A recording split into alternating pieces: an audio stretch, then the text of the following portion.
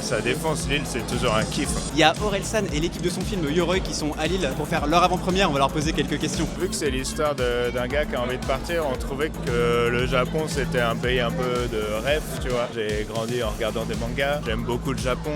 David, il avait envie de faire une histoire avec des yokai, c'est des êtres paranormaux japonais. C'est vrai que le Japon, c'est un pays qui nous tient à cœur et qu'on aime beaucoup. Tu prends le globe terrestre, c'est à l'autre bout de la France. Le meilleur endroit pour se fuir et se planquer, ce serait là-bas. Et la mythologie des yokai, c'est le meilleur moyen de raconter le scénario et l'histoire du personnage, quoi, et de Scoob. Niveau bagarre, c'est hyper crédible. Moi, ça fait 8 ans que je m'entraîne.